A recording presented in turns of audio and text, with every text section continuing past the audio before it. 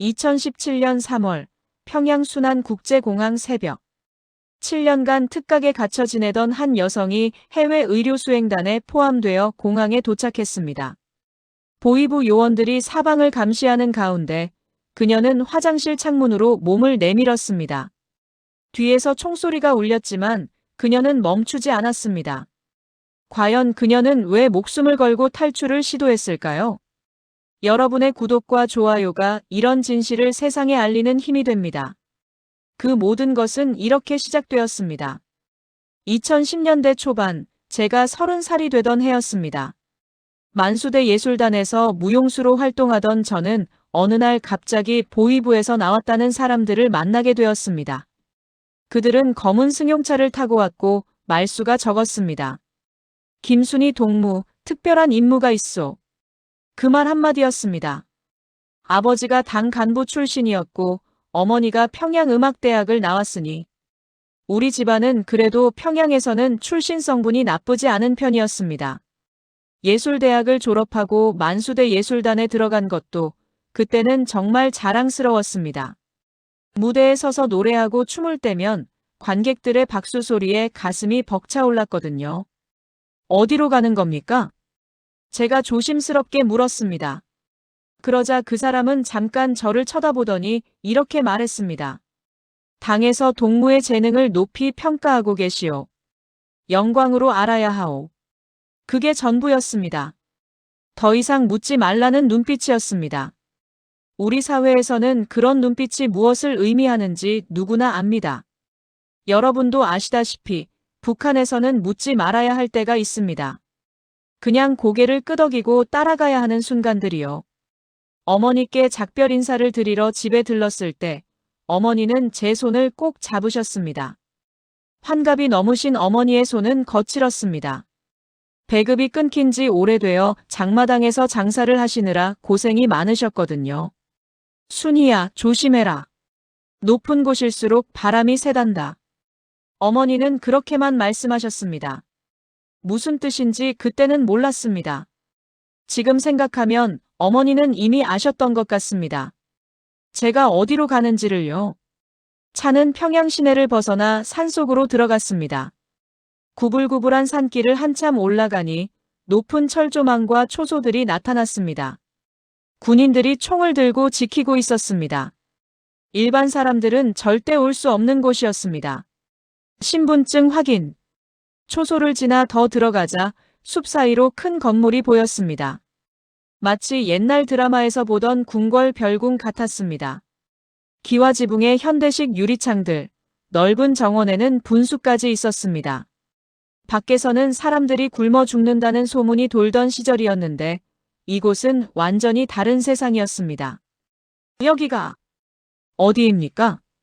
특각이요. 최고 수뇌부 동무들이 쉬시는 곳이요. 동무는 이제 이곳에서 접대 업무를 맡게 되었소. 그때 저는 영광스러웠습니다. 당에서 저를 인정해준다고 생각했으니까요. 하지만 건물 안으로 들어서는 순간 뭔가 이상한 기분이 들었습니다. 너무 조용했습니다. 너무 화려했습니다. 그리고 복도를 지나가는 여자들의 표정이 웃고 있었지만 눈빛은 웃지 않았습니다. 김순희 동무 환영하오. 선배 언니라는 사람이 저를 맞이했습니다. 35쯤 돼 보이는 그 언니는 아름다웠지만 어딘가 지쳐 보였습니다. 여기서는 규칙이 있소. 첫째, 본 것을 말하지 마시오. 둘째, 들은 것을 말하지 마시오. 셋째, 언니는 잠시 말을 멈추더니 제 눈을 똑바로 쳐다봤습니다. 살고 싶으면 아무것도 모르는 사람처럼 행동하시오. 그날 밤 저는 제게 배정된 방에서 잠을 이룰 수 없었습니다. 창밖으로는 평양 야경이 보였습니다. 불빛 하나 없는 어둠 속에 딱 한 곳만 환하게 빛나고 있었습니다. 바로 이곳, 특각이었습니다. 나는 왜 여기 온 걸까? 그때는 몰랐습니다. 이곳이 천국이 아니라 지옥의 입구라는 것을요. 특각에서의 첫 달은 제게 충격의 연속이었습니다. 아침마다 깨어나면 믿을 수 없는 광경들이 펼쳐졌습니다. 식당에는 우리가 평생 보지 못할 음식들이 가득했습니다.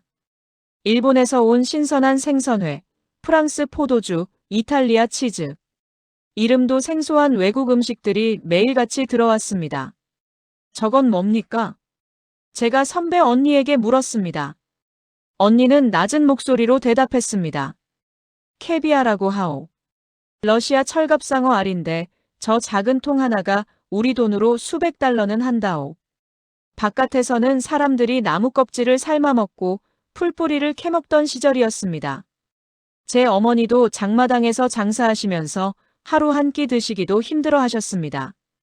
그런데 이곳에서는 음식이 남아서 버려지고 있었습니다. 거실에는 외국에서 들여온 고급 가구들이 놓여 있었습니다. 이탈리아산 가죽 소파, 프랑스제 샹들리에, 독일산 피아노. 평양 시내 아파트 한 채 값보다 비싼 물건들이 즐비했습니다. 텔레비전은 일본 것이었고 크기가 우리 집 벽만 했습니다. 언니, 이게 다 어디서 온 겁니까? 묻지 마시오. 그냥 우리는 시키는 대로 하면 돼요. 선배 언니는 항상 그렇게 말했습니다. 묻지 말고, 보지 말고, 듣지 말라고요. 특가게는 우리 같은 여자들이 15명쯤 있었습니다. 모두 20살에서 35 사이였고 다들 예쁘고 재능 있는 사람들이었습니다. 어떤 언니는 피아노를 쳤고 어떤 언니는 노래를 불렀습니다. 저는 춤을 췄습니다. 웃어야 하오. 항상 웃고 있어야 하오. 그게 우리에게 주어진 첫 번째 임무였습니다. 수뇌부 인사들이 오시면 웃으면서 술을 따르고 노래를 부르고 춤을 춰야 했습니다. 마치 인형처럼요. 하지만 웃음 뒤에는 공포가 숨어 있었습니다.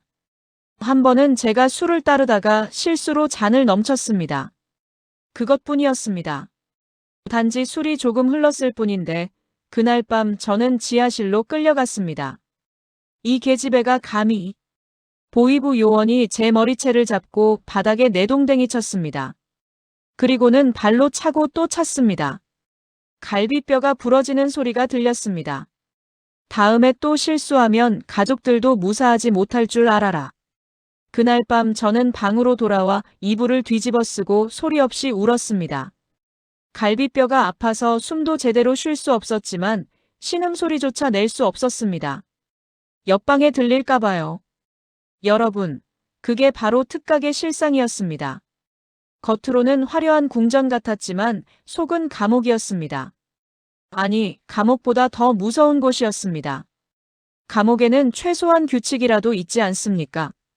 하지만 이곳에서는 그들의 기분이 곧 법이었습니다. 한 달쯤 지났을 때 저는 깨달았습니다. 제가 영광스럽게 선발된 게 아니라 끌려온 거라는 것을요. 어느 날 밤 선배 언니가 제 방으로 몰래 찾아왔습니다. 언니는 창문 커튼을 꼭 닫고 나서 속삭이듯 말했습니다. 순희야, 여기서 살아남으려면 3가지를 명심해야 하오. 첫째, 절대 호기심을 갖지 마시오. 둘째, 들은 것을 절대 말하지 마시오. 셋째, 언니는 말을 멈추고 제 손을 꼭 잡았습니다. 언니의 손은 차갑게 떨리고 있었습니다. 셋째, 여기서 나갈 생각은 아예 하지도 마시오. 이곳에 발을 들인 순간 우리는 이미 비밀을 안 사람들이오. 그런 사람은 밖으로 내보내지 않소. 그날 밤 저는 처음으로 생각했습니다. 나는 과연 이곳에서 살아서 나갈 수 있을까? 창밖으로는 평양 시내가 보였습니다. 칠흑같이 어두운 밤하늘 아래 불빛 하나 없는 거리들이 펼쳐져 있었습니다. 전기가 끊겨서 암흑천지였습니다. 하지만 딱 한 곳만, 특강만은 환하게 빛나고 있었습니다. 우리는 빛나는 감옥에 갇힌 죄수들이었습니다. 그리고 그날 밤 복도 저편에서 누군가 우는 소리가 들려왔습니다. 낮게, 낮게 목이 메인 울음소리였습니다. 저는 이불을 머리까지 뒤집어 썼습니다. 듣지 않으려고요. 보지 않으려고요. 하지만 귀를 막아도 들렸고 눈을 감아도 보였습니다. 이곳의 진실이요. 그날은 2015년 가을이었습니다. 특각에 온 지 5년쯤 지났을 때였습니다. 저는 이미 이곳의 생활에 익숙해져 있었습니다. 아니, 익숙해졌다기보다는 살아남는 법을 배웠다고 해야 맞을 것 같습니다. 웃어야 할 때 웃고 침묵해야 할 때 침묵하고 보지 말아야 할 것은 보지 않는 법을요. 그날 밤도 평소와 같았습니다. 수뇌부 인사들이 모이는 연회가 있었고 저희는 술을 따르고 노래를 불렀습니다. 밤 11시가 넘어서 연회가 끝났고 저는 빈 술잔들을 치우러 복도를 지나가고 있었습니다. 그때였습니다. 복도 끝 작은 방에서 목소리가 들려왔습니다. 문이 살짝 열려 있었습니다. 보통 때 같았으면 그냥 지나쳤을 겁니다. 하지만 그날은 왜인지 발걸음이 멈춰졌습니다. 후계 문제는 이번에 확실히 정리해야 하오. 낮고 무거운 목소리였습니다. 저는 심장이 멎는 것 같았습니다. 후계라는 단어. 그건 일반 사람들이 입에 담아서는 안 되는 말이었습니다. 둘째는 아직 어리지 않소? 다른 목소리가 대답했습니다. 어려서 좋소. 우리가 오래 보좌할 수 있지 않겠소.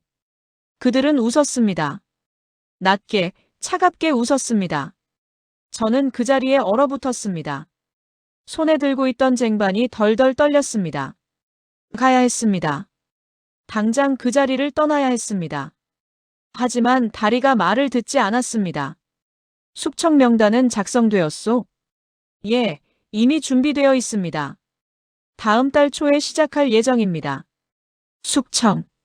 그 단어를 듣는 순간 저는 온몸에 소름이 돋았습니다.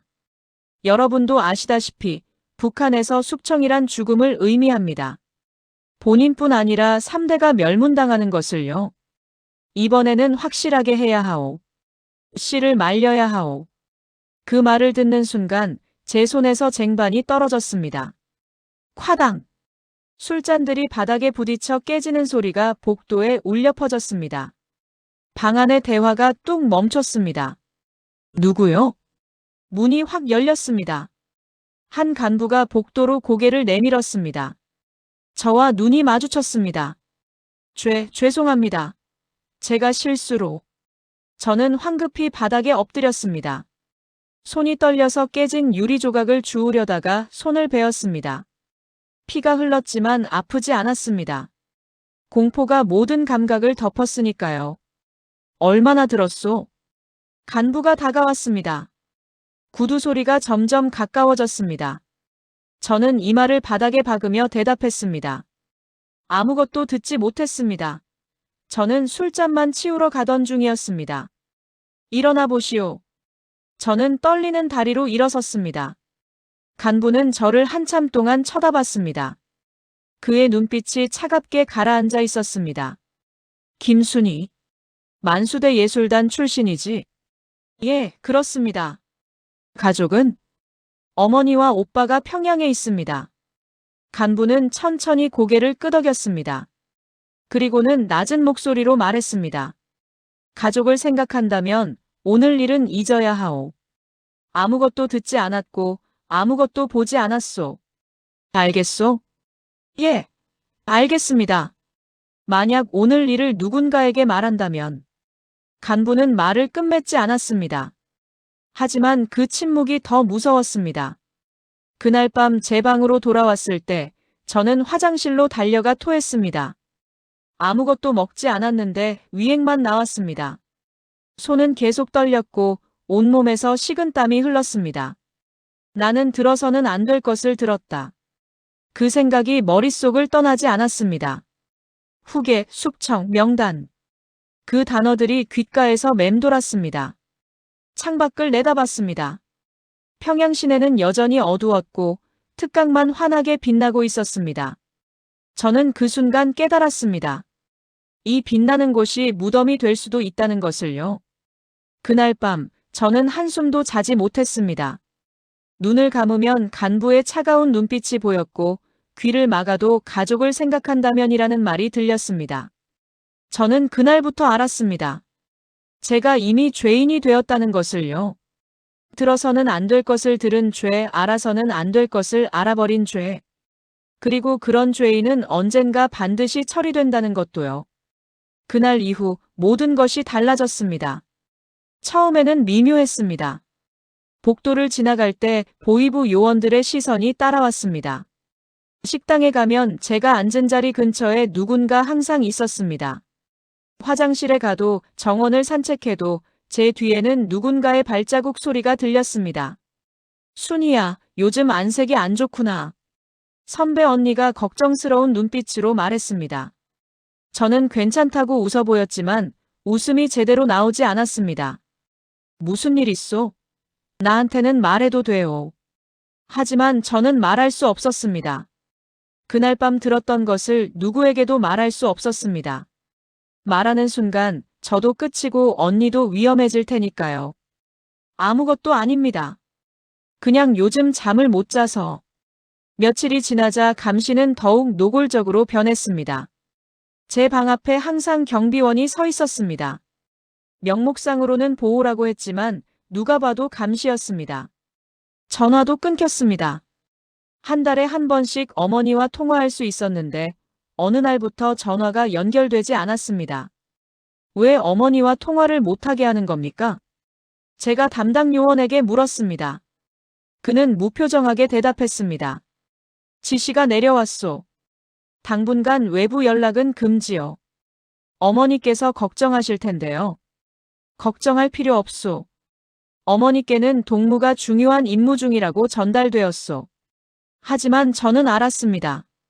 이건 경고라는 것을요. 내가 입을 열면 내 가족도 무사하지 못하다는 무언의 협박이었습니다. 밤마다 악몽을 꿨습니다. 어머니가 끌려가는 꿈, 오빠가 총살당하는 꿈. 땀에 흠뻑 젖어 깨어나면 새벽 3시, 4시였습니다. 다시 잠들기가 두려워서 창가에 앉아 있곤 했습니다. 어느 날 새로운 여자가 특각에 들어왔습니다. 25쯤 돼 보이는 예쁜 아가씨였습니다. 그런데 이상했습니다. 그 여자는 자꾸만 제 곁에 붙어 다녔습니다. 순이 선배님, 저 이것 좀 가르쳐 주세요. 선배님, 여기는 어떻게 하는 건가요? 처음에는 순진한 후배인 줄 알았습니다.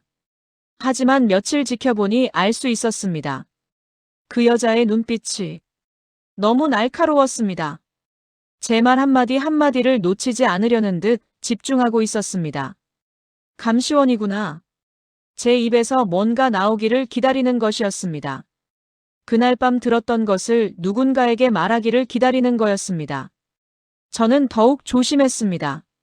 말을 아꼈고 표정을 관리했고 혼자 있을 때조차 중얼거리지 않았습니다.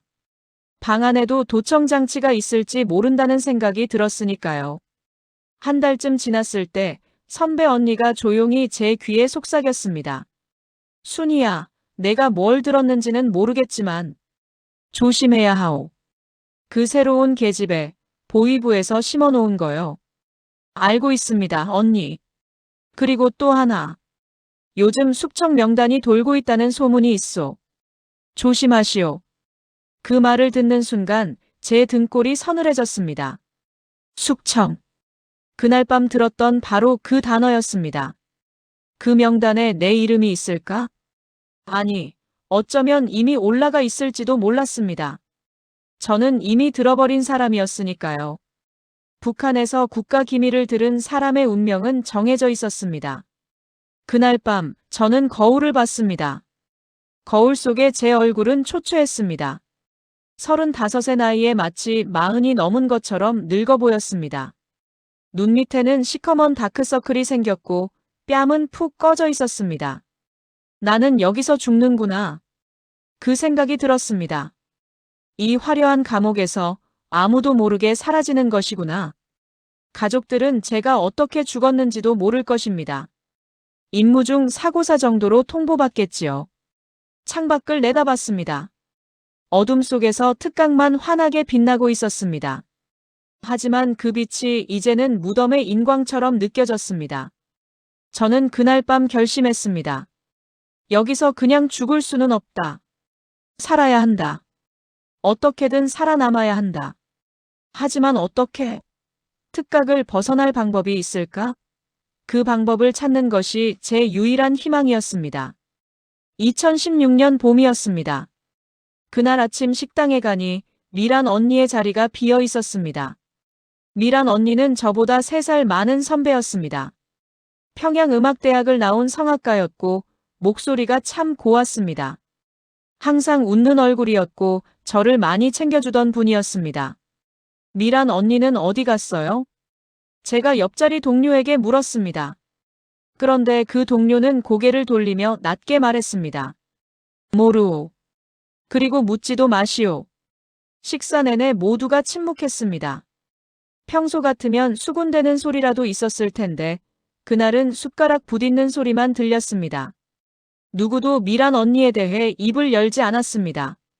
점심때도 미란 언니는 나타나지 않았습니다. 저녁 때도 마찬가지였습니다. 그리고 그 다음 날도 미란 언니는 그렇게 사라졌습니다. 일주일쯤 지났을 때 저는 용기를 내서 담당 요원에게 물었습니다. 미란 동무는 어디로 간 겁니까? 요원은 차갑게 대답했습니다. 재배치되었소. 더 이상 묻지 마시오. 재배치. 그 말을 듣는 순간 저는 알았습니다. 그게 무슨 뜻인지를요. 여러분, 북한에서 재배치라는 말은 보통 좋은 의미가 아닙니다. 특히 특각 같은 곳에서는요. 미란 언니의 방은 다음 날 새로운 여자에게 배정되었습니다. 마치 미란 언니가 처음부터 없었던 사람처럼 모든 흔적이 지워졌습니다. 한 달 후 또 다른 동료가 사라졌습니다. 이번에는 영숙이었습니다. 28살의 무용수였는데 발목을 다쳐서 춤을 제대로 못 추게 되었습니다. 어느 날 아침 영숙의 자리도 텅 비어 있었습니다. 영숙이는 제가 말을 꺼내려 하자 옆 사람이 제 팔을 꼭 잡았습니다. 그리고 고개를 저었습니다. 묻지 말라는 뜻이었습니다. 그날 밤 화장실에서 선배 언니를 만났습니다. 언니는 주위를 살피더니 아주 작은 목소리로 말했습니다. 순희야, 미란이 정치범 수용소로 갔다는 소문이요. 네. 왜요? 언니가 무슨 잘못이 있어야 하나? 이곳 사람들은 너무 많은 걸 봤소. 듣고 봤으니 언젠가는 처리되는 거요. 그럼 영숙이도? 언니는 대답하지 않았습니다. 그 침묵이 답이었습니다. 그때부터 저는 매일 아침 식당에 가는 게 두려웠습니다. 또 누군가의 자리가 비어 있을까 봐요. 그리고 언젠가는 제 자리가 비어 있을까 봐요. 여름이 되었을 때 3명이 더 사라졌습니다. 한꺼번에요. 어느 날 아침 갑자기 세 자리가 텅 비어 있었습니다. 식당 분위기가 얼어붙었습니다. 모두가 고개를 숙이고 밥만 먹었습니다. 눈을 마주치는 것조차 두려웠습니다. 서로를 믿을 수 없었으니까요. 누가 감시원인지 누가 밀고자인지 알 수 없었으니까요. 밤마다 저는 침대에 누워 천장을 바라봤습니다. 그리고 숫자를 세었습니다.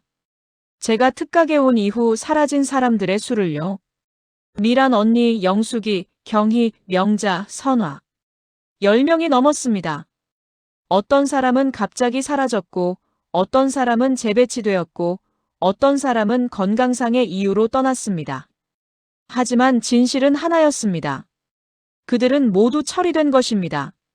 너무 많이 알아서, 너무 많이 봐서, 너무 많이 들어서. 다음은 내 차례다. 그 생각이 머릿속을 떠나지 않았습니다. 저는 그날 밤 들었으니까요. 후계와 숙청에 대해서요. 저는 이미 알아버린 사람이었으니까요. 어느 날 새벽 복도에서 비명소리가 들렸습니다. 여자의 비명이었습니다. 발버둥 치는 소리, 끌려가는 소리, 그리고 차가 떠나는 소리. 저는 이불을 뒤집어 쓰고 귀를 막았습니다. 하지만 들렸습니다. 다 들렸습니다. 다음 날 아침 한 자리가 또 비어 있었습니다. 아무도 그것에 대해 말하지 않았습니다. 모두가 그냥 밥을 먹고 웃고 일상을 이어갔습니다. 하지만 우리는 알고 있었습니다. 우리 모두는 언젠가 사라질 거라는 것을요. 이곳은 사람을 쓰고 버리는 곳이었습니다. 낡은 옷처럼 망가진 인형처럼요. 그날 밤 거울을 보니 제 눈빛이 변해 있었습니다. 더 이상 순진한 예술가의 눈이 아니었습니다. 생존을 위해 싸워야 하는 사람의 눈이었습니다. 저는 결심했습니다. 여기서 기다리다 죽을 순 없다고요. 반드시 살아남아야 한다고요. 그리고 그 방법을 찾기 시작했습니다. 아무리 작은 틈이라도, 아무리 희박한 가능성이라도요. 2017년 2월이었습니다. 그날 아침, 저는 갑자기 보이부 사무실로 불려갔습니다. 심장이 쿵쾅거렸습니다. 드디어 내 차례구나 하는 생각이 들었습니다. 복도를 걸어가는데 다리가 후들거렸습니다. 김순희 동무. 책상 뒤에 앉은 보이부 간부가 서류를 보며 말했습니다. 동무에게 중요한 임무를 맡기려 하오. 임무? 저는 조심스럽게 대답했습니다. 무슨 임무입니까? 수뇌부 일행이 해외 의료 검진을 가시게 되었소. 동무도 수행단에 포함되었소. 순간 제 심장이 멎는 것 같았습니다. 해외. 북한 밖으로 나간다는 말이었습니다. 어디로 가는 겁니까? 그건 가서 알게 될 것이요. 준비는 일주일 안에 하시오. 사무실을 나오는데 다리에 힘이 풀렸습니다. 하지만 동시에 머릿속이 빠르게 돌아가기 시작했습니다. 이건 기회일까 아니면 함정일까? 그날 밤 선배 언니가 제 방으로 찾아왔습니다. 언니의 얼굴은 창백했습니다. 순이야, 들었소. 해외 파견된다면서? 예, 언니. 조심해야 하오. 무슨 말씀이신지. 언니는 문을 확인하고 창문도 확인한 뒤 아주 낮은 목소리로 말했습니다. 작년에 해외 파견 갔던 명숙이 기억하오. 그 언니가 돌아왔을 때 얼마나 있다가 사라졌소? 일주일 정도? 해외에서 사고를 당했다고 발표했소. 하지만 우리는 다 알고 있소. 그게 무슨 뜻인지. 저는 온몸에 소름이 돋았습니다. 그럼 저도. 순이야, 내가 그날 밤 뭘 들었는지 나는 몰라요. 하지만 분명한 건 그들이 너를 처리하려 한다는 거요. 해외에서 사고사 처리하면 깔끔하지 않겠소? 그날 밤 저는 잠을 한숨도 자지 못했습니다. 머릿속으로 온갖 생각이 스쳐 지나갔습니다. 여기 남으면 죽는다. 해외 가도 죽는다. 그렇다면 문득 한 가지 생각이 만약 해외에 나가게 된다면 그것이 유일한 탈출 기회가 아닐까? 미친 생각이었습니다. 북한 사람이 해외에서 도망친다? 그건 가족을 죽이는 것과 같았습니다. 3대가 멸문당하는 것이었습니다. 하지만 가만히 있어도 저는 죽고 가족들도 위험했습니다. 저를 제거한 뒤 입을 막기 위해 가족들도 함께 처리할 가능성이 높았습니다. 어차피 죽을 거면 살아보려고 발버둥이라도 쳐야 하지 않을까? 다음 날부터 저는 준비를 시작했습니다. 겉으로는 순종적인 모습을 보였습니다. 웃으며 지시에 따랐고 열심히 임무를 준비했습니다. 하지만 밤마다 저는 계획을 세웠습니다. 공항에서 기회가 있을까? 호텔에서는? 병원에서는? 일주일이 지나고 출국 전날이 되었습니다. 저는 어머니께 전화를 걸 수 있는 허가를 받았습니다. 마지막 인사를 하라는 배려였을까요? 아니면 감시였을까요? 여보세요, 어머니. 전화기 너머로 어머니의 목소리가 들렸습니다. 환갑이 훨씬 넘으신 어머니는 목소리마저 늙어 계셨습니다. 순이야, 잘 있었니? 예, 어머니. 내일 출장을 가게 됐어요. 어디로 가는데? 그건 말씀드릴 수 없어요. 하지만 어머니 사랑해요. 그동안 효도 못해서 죄송해요. 전화기 너머로 어머니의 흐느끼는 소리가 들렸습니다. 어머니는 아셨던 것 같습니다. 이게 마지막 통화가 될 수도 있다는 것을요. 순이야, 엄마도 사랑한다. 살아야 한다, 알겠니? 무슨 일이 있어도 살아야 해. 전화를 끊고 나서 저는 한참을 울었습니다. 소리 없이 이불을 뒤집어 쓰고요. 어머니, 제가 살아남으면 반드시 다시 뵙겠습니다. 이번에는 자유로운 곳에서요. 다음 날 새벽, 저는 특각을 떠났습니다. 뒤돌아보니 그 건물이 여전히 환하게 빛나고 있었습니다. 7년 동안 제 감옥이었던 그곳을요. 다시는 돌아오지 않을 것이다. 그렇게 다짐하며 저는 차에 올랐습니다. 평양순안국제공항으로 향하는 차였습니다. 그리고 그것이 제 인생에서 가장 중요한 여행이 될 줄 그때는 몰랐습니다. 2017년 3월 어느 날 새벽 평양 순안국제공항이었습니다. 공항에 도착했을 때 아직 해가 뜨지 않았습니다. 7년 만에 특각 밖으로 나온 것이었습니다. 차가운 새벽 공기가 폐를 찔렀지만 그 공기가 달콤했습니다. 수행단은 모두 15명이었습니다. 수뇌부 인사 5명, 보위부 요원 8명, 그리고 저를 포함한 접대원 2명. 공항 특별 라운지로 들어가는데 온통 군인들이 지키고 있었습니다. 여권 검사. 보위부 요원이 우리의 여권을 확인했습니다. 제 여권에는 제 사진이 붙어 있었지만 이름이 달랐습니다. 가명이었습니다. 신분을 숨기기 위해서였겠지요. 라운지에서 대기하는 동안 저는 화장실에 가고 싶다고 했습니다. 요원 한 명이 따라왔습니다. 화장실 앞에서 기다리고 있었습니다. 화장실 안에 들어가서 저는 거울을 봤습니다. 창백한 얼굴, 떨리는 손, 그리고 공포에 질린 눈. 지금이다. 지금 아니면 기회가 없다. 하지만 어떻게? 보위부 요원들이 사방에 있는데 그때 화장실 창문을 봤습니다. 작은 창문이었지만 사람이 빠져나갈 만했습니다. 하지만 2층이었습니다. 뛰어내리면 다칠 수 있었습니다. 죽어도 여기서보다는 낫다. 저는 숨을 깊이 들이마셨습니다. 그리고 세면대를 밟고 창문으로 올라갔습니다. 창문 잠금 장치를 풀었습니다. 녹이 슬어서 잘 열리지 않았습니다. 손에 힘을 주어 밀었습니다. 삐걱. 창문이 열렸습니다. 그 소리에 밖에서 요원이 소리쳤습니다. 김순희, 뭐 하는 거요? 아, 잠깐만요. 배가 아파서. 저는 창밖을 내다봤습니다. 2층 높이였습니다. 아래는 관목 덤불이 보였습니다. 문을 두드리는 소리가 들렸습니다. 김순희, 문 열어. 더 이상 망설일 시간이 없었습니다. 저는 창문 밖으로 몸을 내밀었습니다. 다리를 먼저 내밀고 창틀을 잡고 매달렸습니다. 쾅! 화장실 문이 발로 차이며 열렸습니다. 야! 저기다! 저는 손을 놓았습니다. 순간 몸이 공중에 떴습니다. 바람이 얼굴을 스쳤습니다. 그리고 쿵! 관목 덤불에 떨어졌습니다. 가시가 온몸을 찔렀습니다. 발목이 꺾이는 느낌이 들었습니다. 하지만 일어섰습니다. 뛰어야 했습니다. 거기서 쏜다. 위에서 요원의 고함 소리가 들렸습니다. 저는 절뚝거리며 뛰었습니다.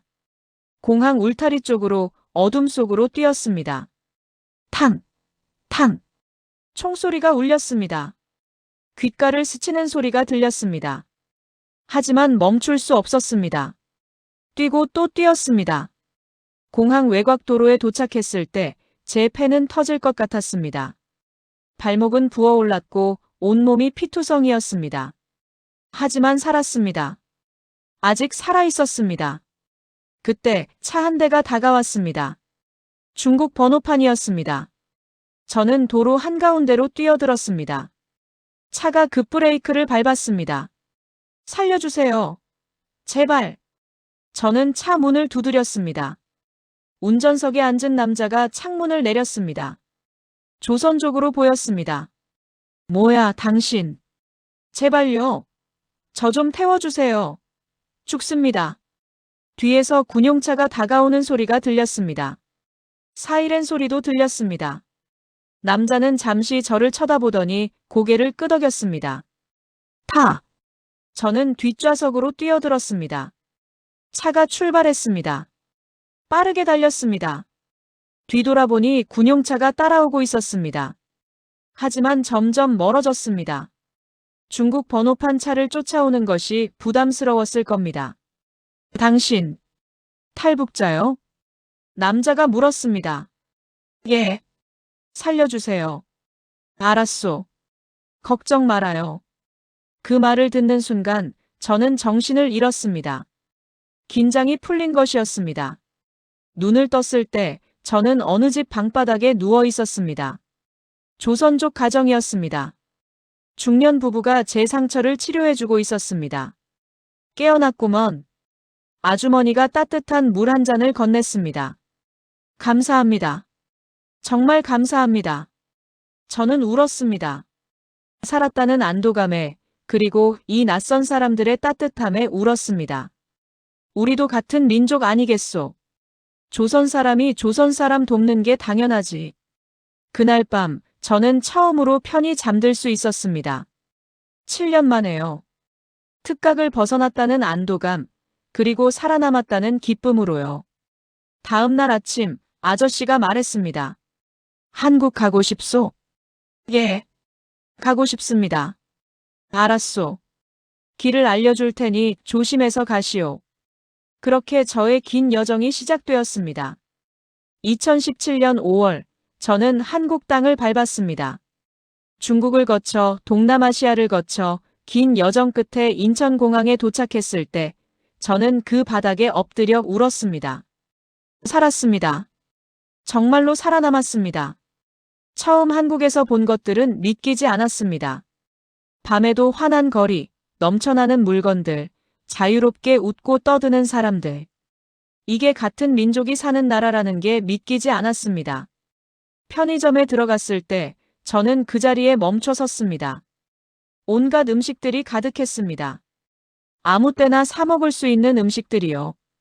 북한에서는 높은 간부들만 먹을 수 있던 것들이 여기서는 1,000원, 2,000원에 팔리고 있었습니다. 손님, 뭐 찾으세요? 점원이 물었습니다. 저는 고개를 저었습니다. 그리고 밖으로 나와 한참을 울었습니다. 기쁨인지 슬픔인지 모를 눈물이었습니다. 하나원에서 사회 적응 교육을 받는 동안 저는 많은 것을 배웠습니다. 은행 사용법, 핸드폰 사용법, 지하철 타는 법. 38살에 세상을 처음 배우는 아이가 된 기분이었습니다.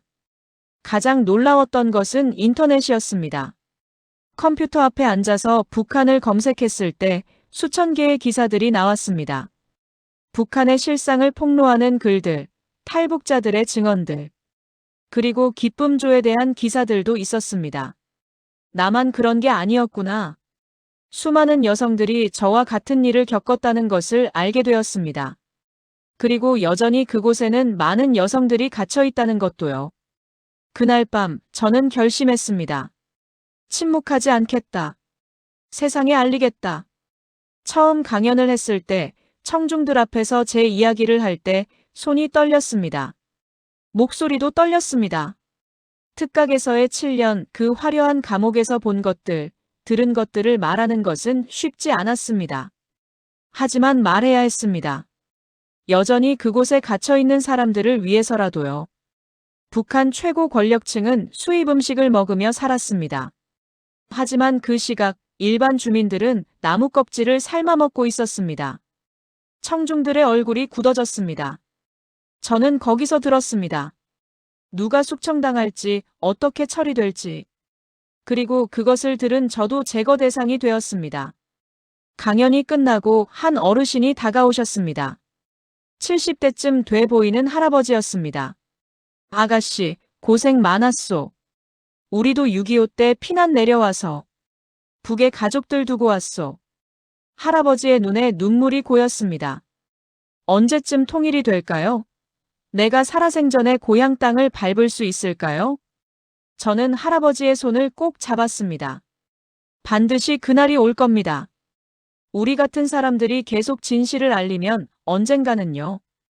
지금 저는 한국에서 7년째 살고 있습니다. 평범한 직장을 다니고 평범한 삶을 살고 있습니다. 하지만 주말마다 저는 강연을 다닙니다. 학교에, 교회에, 시민단체에. 어떤 사람들은 물어봅니다. 위험하지 않나요? 북한에서 당신을 찾지 않을까요? 물론 두렵습니다. 밤에 혼자 걸을 때면 뒤를 돌아봅니다. 낯선 사람이 다가오면 움찔합니다. 하지만 침묵할 수는 없습니다. 제가 침묵하면 또 다른 15살 소녀가 기쁨조로 끌려갈 겁니다. 또 다른 20살 청년이 특각으로 배치될 겁니다. 그리고 그들도 제가 겪은 지옥을 경험할 겁니다. 북에 두고 온 오빠 생각을 합니다. 어머니 생각도 합니다. 제가 탈출한 후 어떻게 되셨을까요? 살아계실까요? 알 수 없습니다. 하지만 저는 믿습니다. 언젠가 통일이 되면 다시 만날 수 있으리라고요. 여러분께 말씀드리고 싶습니다. 북한은 우리와 같은 민족입니다. 같은 말을 쓰고 같은 역사를 가진 사람들입니다. 하지만 그곳의 독재 정권은 주민들을 굶기고 억압하고 인권을 유린하고 있습니다. 우리 세대의 통일을 보고 싶습니다. 제가 오빠와 고향 땅에서 다시 만나는 날을 꿈꿉니다. 그날이 올 때까지 저는 계속 말할 것입니다. 진실을 알릴 것입니다. 왜냐하면 침묵은 공범이기 때문입니다. 제가 본 것을 말하지 않는다면 저도 그 체제의 공범이 되는 것이니까요. 자유는 공짜가 아닙니다. 제가 이 자유를 얻기까지 7년의 감금과 죽음의 위험이 있었습니다. 그래서 더욱 소중합니다. 여러분, 자유를 당연하게 여기지 마세요. 그리고 아직 자유를 얻지 못한 북한 주민들을 기억해 주세요. 언젠가 통일이 되는 날, 저는 평양에 가서 특각 앞에 설 겁니다. 그리고 말할 겁니다. 나는 살아남았다. 그리고 진실을 알렸다. 그날을 위해 저는 오늘도 이야기합니다. 끝까지 이 이야기와 함께 해주셔서 감사합니다. 이 탈북 여성의 이야기에 공감하고 감정을 나누셨으면 댓글에서 같이 대화를 나눠보세요. 이분들에게 큰 위로가 될 것입니다.